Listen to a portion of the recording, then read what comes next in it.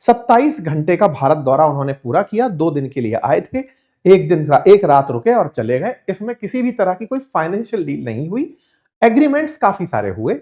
भारत और रूस साथ मिलकर आगे काम करेंगे, एक दूसरे के साथ में अपनी अपनी करेंसीज में व्यापार को आगे बढ़ाएंगे, $100 बिलियन तक व्यापार लेकर जाएंगे। इस तरह के सारे कमिटमेंट्स हुए। भारत के विदेश मंत्रालय के प्रवक्ता के साथ साथ जो एफएसआर हैं, हमारे फॉरेन सेक्रेटरी हैं, उन्होंने भी पूरे मतलब मीडिया को संबोधित करते हुए बताया कि दोनों ने किस तरह से आगे चलते हुए भारत की और दुनिया की जो मतलब कंपनियां हैं उनके साथ मिलकर काम करने के लिए, एनर्जी कॉर्पोरेशन के लिए, है ना, इन सब के लिए क्या क्या बातें की। ये सब बातें इन्होंने जब मतलब मीडिया को ब्रीफ करते हुए बताई। इसी ब्रीफिंग में इन्होंने ये भी बात बताई कि कुछ भारत के लोग ऐसे हैं जो रूस की सेना में जाकर शामिल हो गए हैं।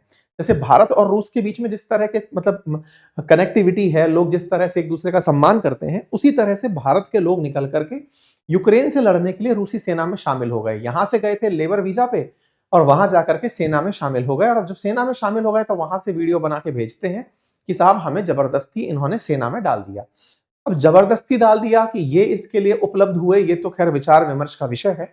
इनका अगर पॉइंट सही माना जाए, जो हमारे भारतीय वहां सैनिक बन के फंस गए, इनका कहना है कि जिस ब्रोकर के थ्रू काम करने आए थे उसने हमें काम के लिए ही बुलाया था, लेकिन बाद में वो ले जाता हमें आर्मी कैंप में छोड़ आया, कहा कि यहाँ पे सेना की सेवा करनी है, उनको सामान लॉजिस्टिक्स वगैरह पहुंचाना है, लेकिन वहां पे लॉजिस्टिक्स के नाम पर हमें गन पकड़ा देते हैं। अंग्रेजी उन लोगों को आती नहीं है, रशियन भाषा बोलते हैं, समझ कुछ नहीं आती, और हमें गन पकड़ा के बॉर्डर लाइन पर लड़ने भेज देते हैं। इस तरह के इनके वीडियोस निकल कर आते हैं। अब इसमें दूसरा पक्ष लोगों का कहना यह है कि कोई अंधा नहीं है, जब पता है कि पूरे देश में माहौल बना हुआ है, युद्ध चल रहा है, देश की सरकार बार बार कह रही है कि आप जाकर दूसरे देश की सेना में शामिल मत होना, तो असिस्टेंट बनने भी क्यों ही जा रहे हो? पता है ना युद्धग्रस्त क्षेत्र है और वहां जाकर के आप काम करने जा रहे हो। पैसे का लालच अगर इतना है तो सरकार की बात भी ध्यान से सुन लो, एम्बेसी को एटलीस्ट ये इन्फॉर्म तो कर दो कि हम उस क्षेत्र में जा रहे हैं, इस काम के लिए जा रहे हैं, तुम वो भी नहीं कर रहे हो। तो कुल मिलाकर के दोनों तरफ से लीकेजेस हैं। अब भारत सरकार के सामने इन चीजों को लेकर प्रदर्शन जब हुए तो भारत सरकार ने अपनी तरफ से पुतिन से बात करी और कहा कि देखो साहब, हमारे कुछ लोग वहां बंधक बनाकर आपकी सेना में डाल दिए गए हैं, उन्हें आप वापस भेजिए। अच्छा, रूस ना आजकल बहुत ही मॉडर्नाइज हो गया है, उसको सेना के लिए खुद के लोग मार नहीं है, वो पैसा फेंक रहा है। पैसा फेंक रहा है से मतलब है प्राइवेट सेना को लड़ा रखा है कि लड़ते रहो, हम पर तो कोई हमला करेगा नहीं, ये मशीनें हैं, चलाते रहो। ऐसे में अब सवाल बनता है कि ये क्या कहानी है? तो ये कहानी है प्राइवेट सेना की। आजकल रूस प्राइवेट सेना पर काम कर रहा है। दुनिया के बहुत से देश अब प्राइवेट सेना के ऊपर काम कर रहे हैं। उन्होंने लोगों को हायर करके कंपनीज बना रखी हैं कि ये कंपनी सेना उपलब्ध कराएगी, और सेना उपलब्ध कराने के लिए दुनिया में कहीं से भी, नेपाल से ले लिया, अफ्रीकन देशों से उठा लिया, लोगों को लिया, ट्रेन किया, बता दिया कि तुम्हें बस युद्ध के अंदर यहां गोली चलानी है, हमारे पास पैसा है, हम अपने लोग क्यों मारें। ये भी युद्ध में एक अलग ही अवतार फिलहाल के लिए निकल कर आया है। ठीक है साहब, भारत के प्रधानमंत्री ने भी पुतिन से इस बारे में बात की कि भाई हमारे लोगों को वहां से लौटवाइए। हमने साथ में man power, mobility, health care और मेडिकल एजुकेशन, इन पर भी बात की। मेडिकल में एक बात निकल कर आई कि भारत ने ना यहां पर इन लोगों से जब बात की तो कैंसर के इलाज को लेकर के भी बात करी। अच्छा, कैंसर की कहानी बड़ी इंटरेस्टिंग है, मैं आपके सामने यहां रखना चाहूंगा कि भारत ने कैंसर के केस में इनसे ये कहा कि अभी हो क्या रहा है ना, मैं आपको यहां पे बताऊं कि अभी मीडिया में खबर चल रही है कि रूस ने कैंसर की वैक्सीन बना ली है, और भारत अब वो वैक्सीन इनसे चाहता है कि ये वैक्सीन आप हमें भी उपलब्ध कराओ। तो वैक्सीन हमने इनसे लेने की बात की होगी, ऐसा लगता है। साथ ही साथ भारत के द्वारा फूड सेफ्टी स्टैंडर्ड्स को लेकर के भी बात हुई। जहाज निर्माण को लेकर बात हुई। जहाज निर्माण की क्या कहानी है? क्या हमारे यहाँ पे मझगांव जो शिप बिल्डिंग है वो ढंग से काम नहीं कर रही है क्या? ऐसा नहीं है, हमारे यहाँ की जहाज कंपनियां काम कर रही हैं। भारत या विकासशील जो देश है ना, वो जहाज निर्माण के साथ साथ स्क्रैप के लिए भी जाने जाते हैं। जहाज तोड़ करके उसमें से सारा सामान वापस रीयूज करना भी अपने आप में एक बड़ा व्यापार है। मतलब जहाज तोड़ करके दोबारा से सारा माल निकाल करके उसको यूज में लाना भी एक बड़ा धंधा है। इसको लेकर के भी आजकल दुनिया के देश प्रयास करते हैं, बांग्लादेश इसमें बहुत मेहनत करता है। तो जहाज निर्माण और जहाज का वापस से तोड़ करके उसको खंडित करके वापस से डिसमेंटल करना बड़ा काम है। ऐसे में जहाज निर्माण के लिए हमने इनके साथ बातचीत की। कौन सी जगह के लिए? असल में क्या है कि आप अगर मैप देखेंगे तो रूस के उत्तर में आपको आर्कटिक क्षेत्र दिखाई देगा, जो पूरी तरह बर्फ से ढका हुआ है, लेकिन उस बर्फ के नीचे पानी है। पानी है मतलब आर्कटिक सी है और उसके ऊपर बर्फ है। रूस अपने जहाजों को उस बर्फ पे से भी चला देता है, तो वो स्कीटिंग करके नहीं जाते हैं, वहां से स्की करते हुए नहीं निकलते हैं, तो ये बर्फ काटते हुए चलते हैं। अब हम सोचकर देखिए कि एक जहाज को चलना है, बर्फ काटते हुए चलना है। अच्छा, जहाज जितना ऊपर दिखता है उसमें से काफी सारा हिस्सा जहाज का जमीन पानी के अंदर भी डूबा होता है, क्योंकि तभी उसका एक प्रॉपर बैलेंस स्थापित होता है। अब वो जहाज बर्फ में से निकल रहा है, तो इनके क्या है ना, आगे की तरफ बर्फ काटने की बहुत बड़ी मोटर लगी होती है। और इतनी भारी बर्फ को काटना कि जहाज वहां से बिना रुके निकल जाए, ये सोचने की बात है। रूस इस क्षेत्र में महारत हासिल कर लिया है। तो भारत ये कह रहा है कि साहब, आर्कटिक क्षेत्र तो हम भी, हमारे लिए भी खुला है, अंटार्कटिका आर्कटिका हमारे लिए भी खुला है।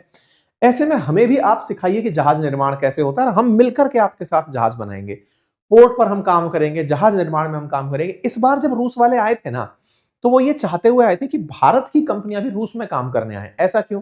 क्योंकि विदेशी कंपनियों ने अपना काम बंद कर दिया है रूस में करना। जब से सैंक्शन लगे हैं, सारे विदेशी ब्रांड लौट करके अपने अपने देश चले गए। तो भारत शिप निर्माण के लिए वहां पर जाएगा। ऐसा ही एक समझौता फर्टिलाइजर को लेकर हुआ। रूस की एक कंपनी है जिसका नाम है उरुलकेम। उरुलकेम, अच्छा, एक इंटरेस्टिंग फैक्ट मैं आपको बताता हूं। भारत और रूस के बीच में ना, हमको केवल तेल दिख रहा था, फर्टिलाइजर को लेकर के भी तगड़ा व्यापार हुआ। मतलब प्रकृति ने रूस को कुछ विशेष रूप से सुविधाएं दी हैं। जैसे एक सुविधा रूस को यह मिली है कि वो तेल का प्रचुर भंडार रखता है, साथ ही साथ यूरेनियम का प्रचुर भंडार, कोयले का प्रचुर भंडार और फर्टिलाइजर का प्रचुर भंडार रखता है। साथियों, फर्टिलाइजर्स जो है ना, वो बहुत से देशों की फिलहाल की बड़ी जरूरतों में है भाई। सोडियम, पोटेशियम, ये जो एनपीके वाले, जो आपके नाइट्रोजन, पोटास और कैल्शियम वाला जो चीजें हैं, ये बहुत ज्यादा जरूरी है। अब एनपीके वहां से हमारे लिए फर्टिलाइजर बनकर आता है। आप सोचिए कि 2017-18 में हम अपनी कुल फर्टिलाइजर इंपोर्ट का लगभग 8% रूस से मंगाते थे, लेकिन रूस ने हमारे पास में फर्टिलाइजर 2023 में हमारी कुल जरूरतों का 27% भेजा। यानी जितना हम इंपोर्ट करते हैं उसमें 27% रूस से आ रहा था। इसका मतलब हमने केवल तेल ही नहीं खरीदा, फर्टिलाइजर भी खरीदा। इस बार जब रूस वाले यहां आए, तब हमने इनके साथ कहा कि हम आपकी यूराल कैंप के साथ मिलकर के आपके देश में ही फर्टिलाइजर फैक्ट्री लगा लेते हैं, वहां से हम अपनी जरूरतों के हिसाब से फर्टिलाइजर मंगाते रहेंगे। तो ये भी एक बात यहां पर निकल कर आई। परमाणु ऊर्जा को लेकर के बातचीत हुई कि हम पोर्टेबल न्यूक्लियर पावर सिस्टम बनाएंगे। आपने अभी हाल ही में देखा होगा, रूस ने कुछ ऐसी मिसाइलें बनाई हैं जो कि चल ही न्यूक्लियर फ्यूल से रही हैं। जैसे एक टॉर्पीडो बनाया उसने, जो कि जिसको न्यूक्लियर ड्रोन कहा गया, कि समुद्री ड्रोन है, पानी का ड्रोन है, वो बनाया जिसमें न्यूक्लियर सिस्टम लगा हुआ है। फ्यूल पता ही नहीं चल रहा है, इनबिल्ट सिस्टम के साथ चल रहा है। ऐसे ही इन्होंने भारत के साथ कहा कि छोटे छोटे न्यूक्लियर रिएक्टर जिन्हें जरूरत के साथ ले जाया गया। अब आप पूछेंगे ये क्या कहानी है? देखिए क्या है ना, न्यूक्लियर एनर्जी को बहुत लंबे समय तक पैदा किया जा सकता है। एनर्जी के साथ बड़ा चैलेंज क्या है? अगर आप किसी सुदूर क्षेत्र में हैं, वहां पर कोई रिसर्च काम कर रहे हैं, जैसे मान लीजिए आज भारत की बहुत बड़ी कंपनी है, तेल कंपनी है, तेल खोजने के लिए समुद्र में गई हुई है। जब तक तेल नहीं मिला, तो उसे फ्यूल को फूंकने के लिए बड़ी मात्रा में तेल जलाना पड़ेगा, बिजली जलानी पड़ेगी, तब जाके काम चलेगा। ऐसे में अगर आपने एक पोर्टेबल न्यूक्लियर प्लांट बनाया और वो उसको पकड़ा दिया, जैसे सबमरीन के अंदर एक छोटा न्यूक्लियर रिएक्टर लगा होता है, ऐसे ही सोच सोच कर देखिए कि बहुत सारे ऐसे क्षेत्र जहां पर बिजली की दिक्कतें हैं, वहां पर छोटे छोटे रिएक्टर लगा दिए कि चलो भाई, जैसे बार्क में लगा हुआ है कि भाई चलो ये न्यूक्लियर रिएक्टर लगा दिया, इससे वहां की बिजली पैदा होती रहेगी, छोटे जनरेटर्स हो गए।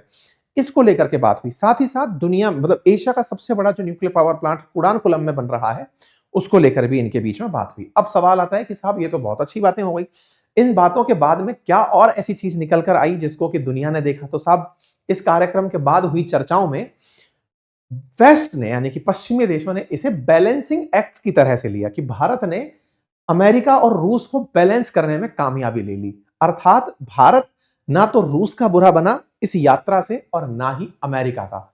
रूस को इतना भी नहीं दे दिया जिससे कि अमेरिका नाराज हो जाए, और रूस से इतना कम भी व्यवहार नहीं रखा कि रूस नाराज हो जाए।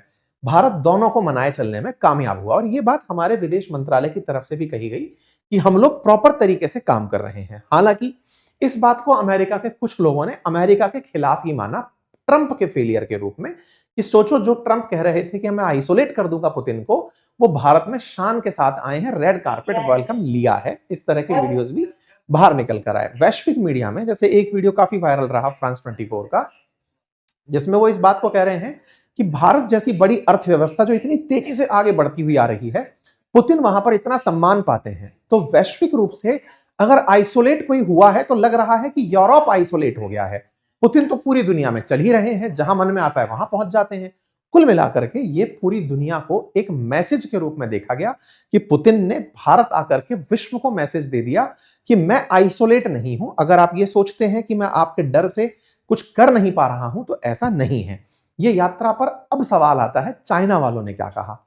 चाइना वालों ने इस यात्रा की तारीफ की। इस तारीफ में इन्होंने कहा कि मॉस्को और भारत के बीच में जिस तरह की बातचीत हुई, ये दिखाता है कि कोई भी देश किसी दूसरे देश को आइसोलेट नहीं कर सकता। ये क्या कहानी है? जैसे अमेरिका वाले कहे फिर रहे हैं बार बार कि हम आइसोलेट कर देंगे, हम आइसोलेट कर देंगे।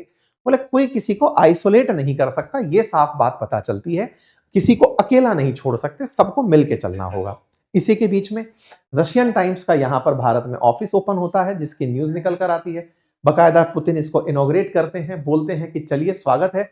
तो रशियन टाइम्स का ऑफिस भारत के अंदर ओपन हो जाता है, दिल्ली के अंदर ओपन होता है। अब यहां पर भी न्यूज चलना शुरू होंगी। अब रह गए ट्रंप, उनकी कोई प्रतिक्रिया रही क्या? ट्रंप देखिए इस समय शांति की घोषणा में लगे हैं। दुनिया में आए या नहीं आए, ट्रंप ने खुद ही शांति पुरस्कार पहन लिया। हद यह है कि मिस्टर पीस प्रेसिडेंट बनने निकले डोनाल्ड ट्रंप, जिन्हें नोबेल पीस पुरस्कार की बेहद बड़ी तमन्ना थी, वो गले में पीस पुरस्कार पहनते दिखाई दिए। लेकिन इस बार जो पीस पुरस्कार था वो फीफा पीस पुरस्कार था। वर्ल्ड कप फीफा के द्वारा वाशिंगटन में इनको फीफा पीस पुरस्कार दिया गया, जिसका कोई लॉजिक नहीं है, लेकिन ट्रंप उसे शांति पुरस्कार के रूप में ले लिए। तो क्या भारत पर कोई प्रतिक्रिया नहीं आई? भारत की तरफ से विदेश मंत्रालय से विदेश मंत्री का एक इंटरव्यू वायरल हुआ, जिसमें यह निकल कर आया कि भारत और अमेरिका की ट्रेड डील जल्दी ही होने वाली है। इसका मतलब यह हुआ कि भारत इन दोनों को साधने में कामयाब हो गया है। अमेरिका से ट्रेड डील भी होगी, तो रूस के साथ में हमारे रिश्ते भी बहाल रहेंगे। कुल मिलाकर के ये बात रही। उम्मीद है आपको जानकारी पसंद आई हो। पसंद आई हो तो साथियों से साझा करें। चैनल पर नए हैं तो सब्सक्राइब करें। और मेरे प्यारे साथियों, हर बार की तरह कल फिर रविवार को शाम 7:30 बजे होगी आपके साथ रविवार वार्ता अंकित इंस्पायर्स इंडिया पर। आपके जो भी प्रश्न हैं, जो आप मुझसे लाइव पूछना चाहते हैं, उनके लिए आप जरूर हाजिर हों। फिलहाल के लिए इतना ही। साथ ही साथ हमारी एसएससी की हिंदी मीडियम में किताब आ चुकी है, जिस किताब में एसएससी की सभी प्रतियोगी परीक्षाओं को ध्यान में रखते हुए बिल्कुल अप टू डेट कंटेंट उपलब्ध कराया गया है। आप उसे अपने घर बैठे ऑर्डर कर सकते हैं हमारे एप्लीकेशन अपनी पाठशाला से, जिसका लिंक लगा है कमेंट बॉक्स में। अपनी पाठशाला पर आप हमारे जीएस फाउंडेशन के कोर्स भी एक्सेस कर सकते हैं। यूपीपीएसआई की मूल विधि संविधान की पुस्तक आप वहां से ले सकते हैं। जर्नल साइंस की हिंदी और इंग्लिश में पुस्तक आप ले सकते हैं। हमारे कोर्सेज के जो जितने भी नोट्स हैं, आप सब कुछ प्राप्त वहां से कर सकते हैं। आप जाकर अवश्य उसे चेक करें। फिलहाल के लिए इतना ही। अपना ख्याल रखें। बहुत बहुत धन्यवाद।